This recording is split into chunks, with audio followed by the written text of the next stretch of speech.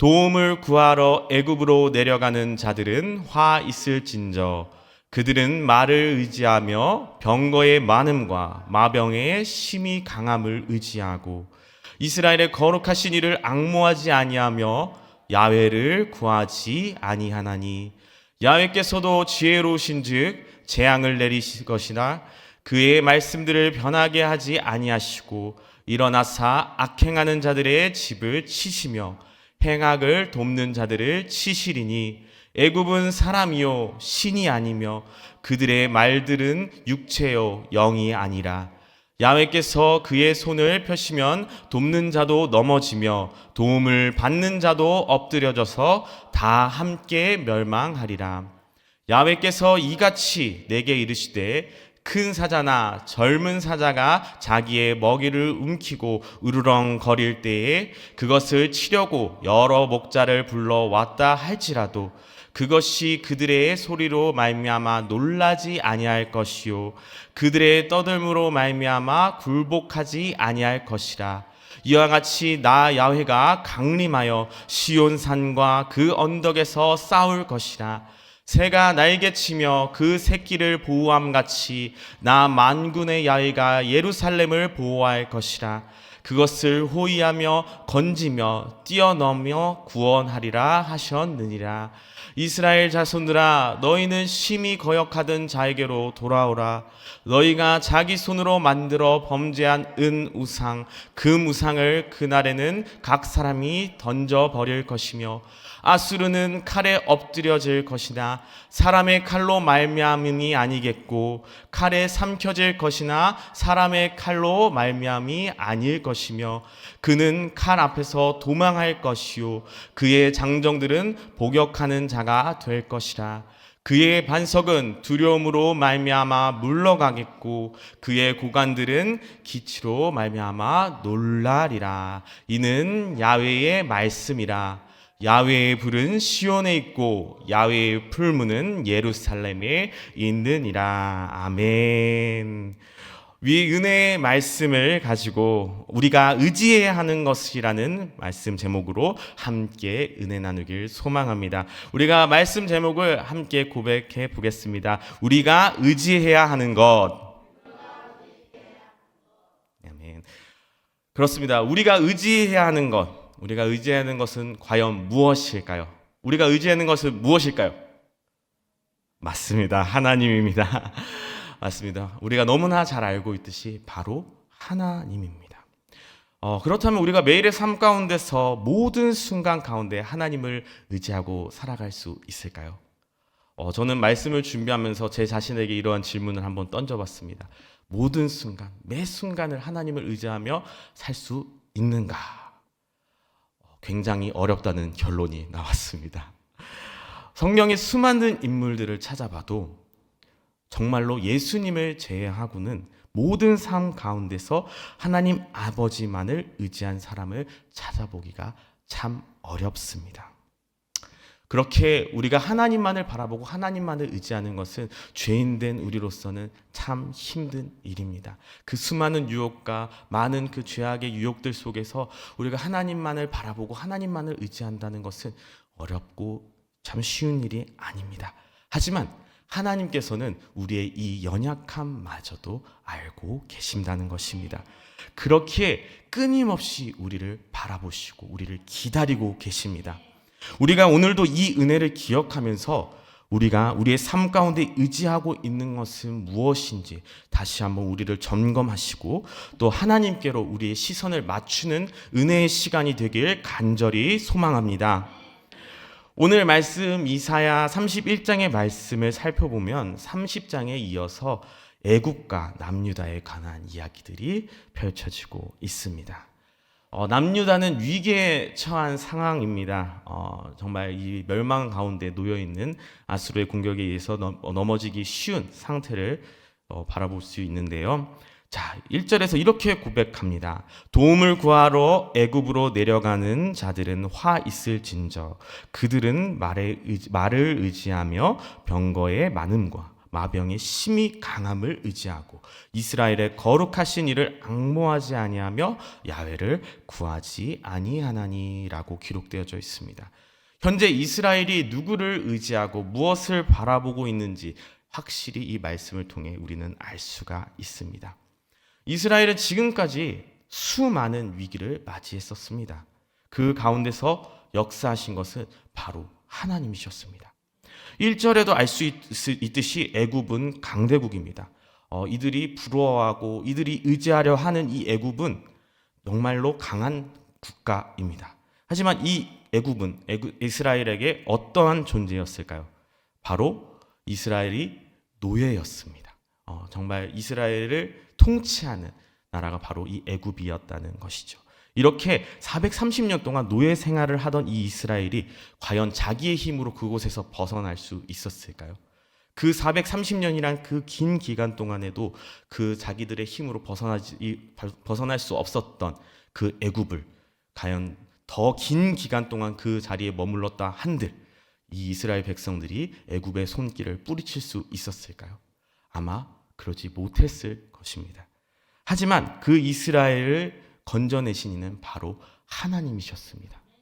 그 이스라엘 힘으로 하지 못하는 것, 그들이 아무리 발버둥 치고 노력해도 할 수 없었던 것을 하나님의 능력으로, 하나님의 힘으로 그들을 이끌어 내셨다는 것입니다.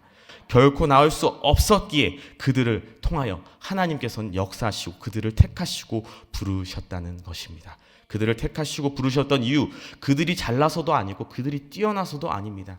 그들을 건져내신 이유, 이 이스라엘 백성을 택하신 이유, 그들의 힘으로 할 수 없는 것을 하나님께서 능력으로 보이시고 인도하셔서 그들의 구원하심, 그 구원하심은 하나님 손에 있다는 것을 보이시고 역사하시기 위해 그들을 택하시고 부르셨다는 것입니다. 그리고 40년의 광야 생활을 통해서 불기둥과 구름기둥 그리고 만나와 메추라기를 통하여서 그들의 모든 생활 가운데서 하나님께서 역사하시고 지키시고 보호하시고 인도하심을 그들이 통하여서 그들의 삶을 통하여서 하나님께서 보이시고 가르치셨다는 것입니다. 그럼에도 불구하고 이 이스라엘 백성들 현재 놓여있는 상황 가운데서 누구를 의지하고 있나요? 바로 눈앞에 놓여있는 강해 보이는 애굽을 의지하고 있다는 것입니다. 1절에 이렇게 나와 있습니다. 그들이 말을 의지하며 병거의 많음과 마병의 심히 강함을 의지하고, 이것을 현 시대로 따지면 어떻게 보면 전쟁 가운데 최첨단 무기라고도 할 수 있을 것입니다. 폭격기를 할 수 있는 폭격기가 될 수도 있고요. 정말 지상을 지배할 수 있는 탱크가 될 수도 있고 미사일이 될 수도 있습니다. 그만큼 이 시대에서는 이 애굽이 갖고 있던 이 병사들과 마병과 이런 것들은요. 정말 강대국만이 가질 수 있는 그 힘의 상징이었을 것입니다. 그렇다 보니까 이 애굽 백성들은 그것들을 가지지 못하고 있었기 때문에 그것을 가지고 있고 있는 이 애굽을 더욱더 바라보고 의지하려고 했다는 것입니다. 이렇게 눈앞에 보이는 욕심, 승리의 욕심을 통해 누구를 바라봐야 되고 누구를 의지해야 될지 혼동하게 된다는 것입니다. 그 욕심이 우리의 눈을 가리운다는 것입니다. 이 말씀에 대하면 우리의 삶 또한 되돌아봐야 될 줄 믿습니다. 우리가 우리의 삶 가운데서 과연 우리가 눈에 보이는 것을 쫓고 있진 않은지, 하나님을 의지하기보다는 내 힘과 내 지혜와 내 능력을 의지하고 있지는 않은지 우리가 항상 매일의 삶 가운데 점검해야 될 줄 믿습니다. 우리는 그만큼 연약한 인간들입니다. 아무리 우리가 하나님의 그 역사하심과 택하심과 그 인도하심을 경험에도 불구하고 우리는 눈만 돌리면 또다시 우리의 이 연약함이 드러나기 시작합니다. 그렇기에 우리는 매일의 삶 가운데서 하나님의 말씀을 붙들고 하나님의 그 은혜의 뜻 안에서 우리가 항상 점검해야 될 줄 믿습니다. 하나님께서 2절을 통해 3절을 통해 또한 말씀하시고 계십니다. 야훼께서도 지혜로우신즉 재앙을 내리실 것이라. 그의 말씀들을 변하게 하지 아니하시고 일어나사 악행하는 자들의 집을 치시며 행악을 돕는 자들을 치시리니라고 기록되어져 있습니다. 애굽에 재앙을 내린다고 말씀하십니다. 왜 재앙을 내리실까요? 그것은 바로 그들이 이 애굽을 의지하는 이 유다 백성들이 의지하는 이 애굽이 얼마나 보잘것없는 자들임을 하나님께서 보이시기 위해 이들을 친다고 이야기하고 계십니다. 너희들이 이 땅의 것을 의지하고 이 땅의 것을 바라봐야 하나님 앞에선 아무것도 아니라는 것을 다시 한번 이 유다 백성들에게 이야기하고 계신다는 것입니다. 3절을 통해 이야기하십니다. 애굽은 사람이요 신이 아니며 그들의 말들은 육체요 영이 아니라 야훼께서 그의 손을 펴시면 돕는 자도 넘어지며 도움을 받는 자도 엎드려져서 다 함께 멸망하리라 라고 고백하고 있습니다. 이 3절을 통해 애굽의 실체를 하나님께서는 말씀하고 계십니다. 정말 이 3절을 통해서 사람을 의지하지 말고 하나님을 의지하라는 것을 다시 한번 하나님께서는 이야기하고 계십니다.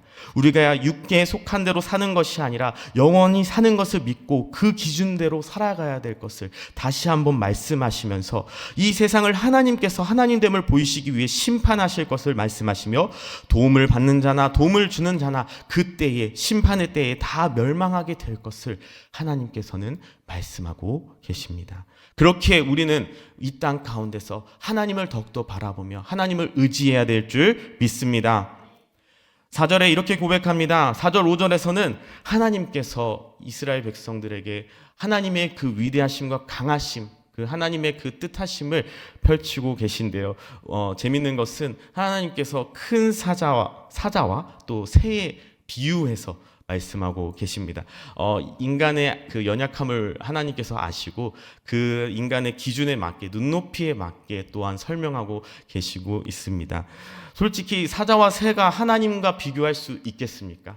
절대 비교할 수 없습니다. 하나님과 이 사자를 비유할 수 없고요. 하나님을 이 새에 비유할 수 없습니다. 하지만 이 말도 안 되는 일, 이 말도 안 되는 것을 의지하고 있는 이 연약한 우리에게 하나님께서는 사람의 그 눈으로 바라봤을 때 강한 사자와 그 사람들에게 바라볼 수 없는 그 하늘을 날아다니는 새를 통해서 하나님의 그 위대하심과 강하심을 그들에게 이야기하며 설명하고 있습니다.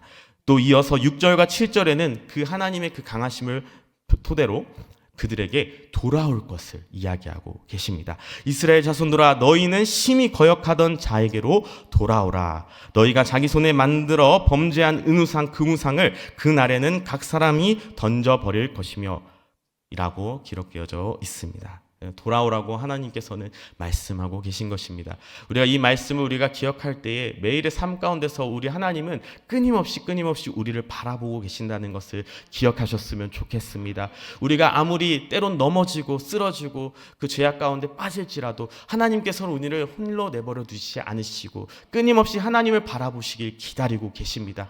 그렇기에 우리는 매일의 삶 가운데서 하나님의 말씀으로 우리를 점검하고 우리의 시선을 하나님께로 맞춰야 될 줄 믿습니다. 우리를 바라보시는 그 하나님의 품으로 우리의 매일의 삶이 나아가는 우리 모두가 되길 간절히 소망합니다. 그리고 이어서 8절과 9절에서 하나님께서 하나님의 능력을 의지할 때 역사하심을 이야기하고 계십니다.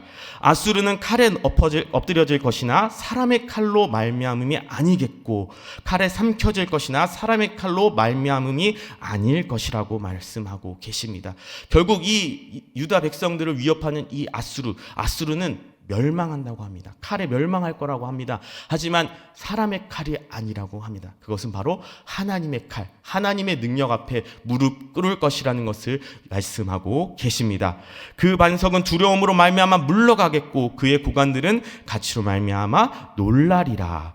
이는 야훼의 말씀이라 라고 고백하고 있습니다. 하나님을 의지하고 하나님의 그 능력이 발휘될 때 이 땅을 다스리고 통치하는 왕들은 무릎을 꿇고 두려움으로 말미암아 떠나갈 것이고 또한 고관들은 그 기치로 말미암아 놀라겠다라고 하나님께서는 말씀하고 계십니다.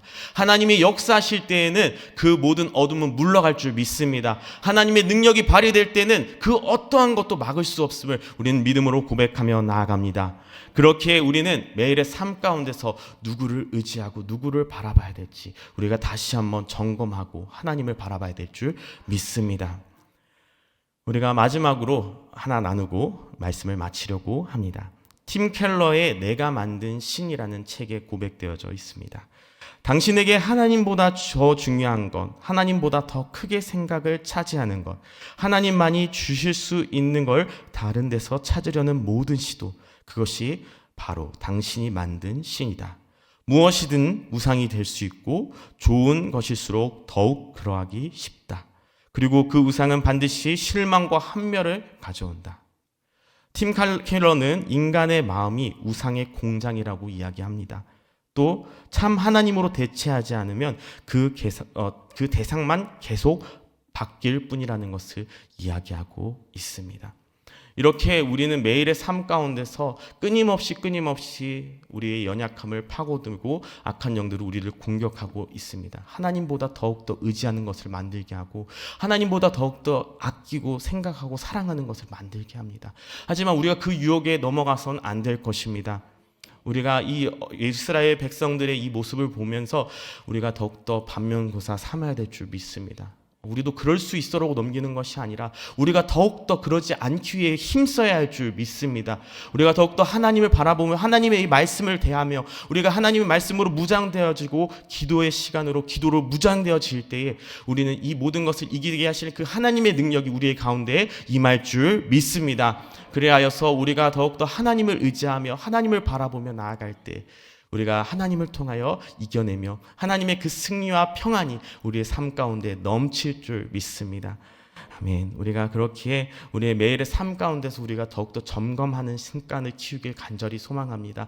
우리가 하나님보다 더욱더 신경 쓰고 있는지 아닌지, 우리가 더욱더 하나님보다 더욱더 의지하고 있는 것은 있는지 우리가 더욱더 점검하시면서 우리가 다시 한번 우리의 시선을 돌려 하나님께로 바라보는 우리가 되기를 간절히 소망합니다. 그리고 오늘 이 시간에도 우리가 우리의 마음을 점검하면서 우리가 더욱더 하나님보다 더욱더 신경 쓰고 바라봤던 것이 있다면 그것을 내려놓고 우리가 더욱더 하나님보다 의지하고 사랑했던 것이 있다면 우리가 그것을 내려놓고 우리의 모든 것 대신 하나님, 우리의 능력 대신 하나님, 우리의 모든 것을 다스리고 통치하시는 그 하나님을 더욱더 바라보며 의지하는 하루가 되길 간절히 소망합니다. 우리가 다 함께 제가 기도하겠습니다. 하나님 아버지 감사합니다. 오늘도 우리에게 은혜의 말씀을 허락하시고 우리를 점검하게 하시니 감사합니다. 우리의 매일의 삶 가운데서 우리가 하나님보다 더욱더 신경 쓰고 바라보고 의지했던 것들이 있다면 내려놓기를 간절히 소망합니다. 우리의 걱정과 근심이 때론 하나님보다 먼저 앞섰다면 그것 또한 하나님께 맡김으로 내려놓기를 간절히 소망합니다.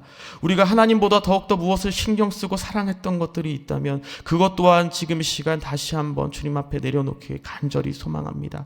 우리가 하나님을 바라보며 하나님을 사랑하며 하나님을 의지하며 나아갈 때에 그 하나님의 그 능력이 우리의 가운데 임하여서 그 모든 것들을 이기시고 승리케 하시고 그 모든 가운데 그 하나님의 그 은혜의 성품이 우리의 마음 가운데 가득 넘쳐남을 우리가 믿음으로 고백하며 나아갑니다. 주님의 평안이 우리에게 임하게 하시고 주님의 그 사랑이 넘치게 하시고 정말 주님과 함께 승리하는 우리 모두가 될 수 있도록 주님께서 함께 하시고 인도하여 주시옵소서. 하나님만을 의지하며 나아갑니다. 이 이스라엘 백성들의 이 무지함을 우리가 바라볼 때 우리가 그것에 동조하는 것이 아니라 우리도 그럴 수도 있지로 나아가는 것이 아니라 우리가 더욱더 경각심을 가지고 우리의 매일의 삶 가운데서 더욱더 이 말씀을 붙들고 하나님을 더욱더 바라보며 우리의 마음을 점검하게 하시사 매일의 삶 가운데서 우리가 더욱더 하나님으로 말미암아 나아가는 믿음의 자녀들이 될 수 있도록 주님 함께 하시고 인도하여 주시옵소서. 우리의 승리이신 하나님만을 의지하며 나아갑니다. 오늘 하루도 하나님과 함께 승리하며 나아가는 우리 모두가 되길 간절히 소망하며 감사드리며 예수님의 이름으로 기도드렸습니다. 아멘.